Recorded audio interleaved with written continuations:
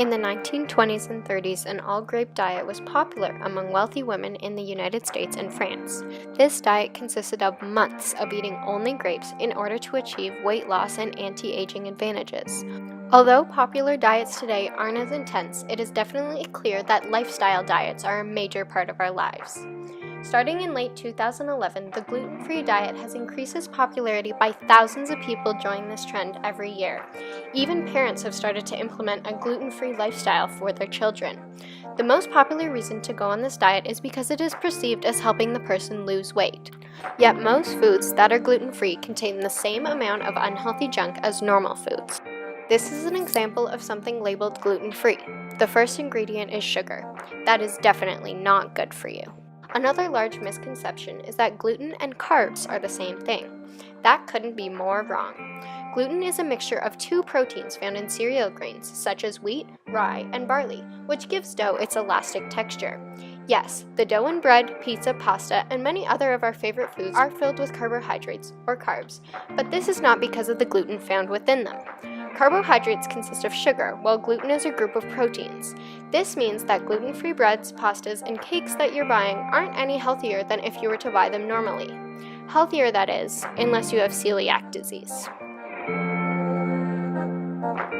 Celiac disease is a medical condition causing intestinal damage after consuming something containing gluten.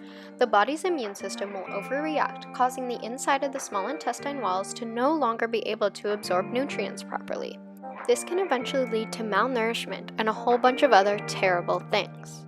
In Canada, only 1 out of every 333 people are diagnosed with celiac disease, and this number has not increased since the beginning of the rise of the gluten-free diet popularity. According to the Government of Canada's Agriculture and Agri-Food Organization, 1 out of 3 Canadians, or 7.5 million people, are now choosing products labeled gluten-free over others. But only 7% of these consumers have celiac disease or a gluten sensitivity. It is expected that the gluten-free market share will never be what the sugar-free beverage industry is, yet the amount of gluten-free products' volume and value is growing exponentially. It has already surpassed the no/low/reduced carb market and is close to reaching the value of the lactose-free market. From 2008 to 2012, there was a growth rate of 26% at a total increase of $307 million. This image here shows the global growth of the gluten-free market from 2014 alone. An article from the New York Times stated that in 2016, an estimated $15 billion in annual sales was made. So why has gluten-free become so prominent? Well, the food industry is only really controlled by one thing: us, the consumers.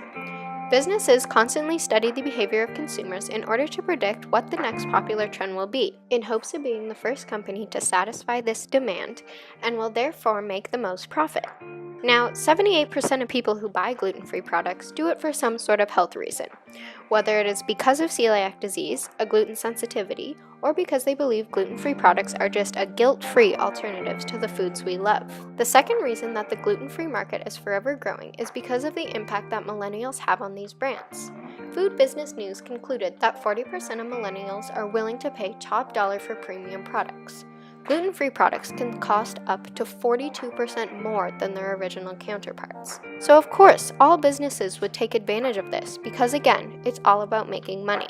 Another important factor is the influence of celebrities. This includes Zooey Deschanel, Jessica Alba, the Beckham family, and Miranda Kerr. Even Miley Cyrus tweeted that going gluten-free has had a major benefit in her life. The fourth important factor in the growing demand for gluten-free is the increased marketing initiatives for companies taking advantage of this popularity. For example, Heinz, most popularly known for their ketchup and other condiments, launched a gluten-free pasta products social media campaign in October of 2014, consisting of cooking videos on their YouTube channel for easy-to-make gluten-free recipes using Heinz products. Since then, many other brands have introduced gluten-free versions of their popular products, such as General Mills gluten-free Chex, Kellogg's Rice Krispies, Girl Guide cookies, and Pillsbury dough.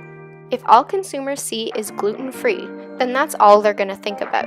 The marketing branch of any successful company knows how to make sure that the public remembers that brand, and if it's gluten-free that the people want, then gluten-free is all they're going to see. Not to worry, the government and other regulatory agencies are controlling what products companies can label gluten-free.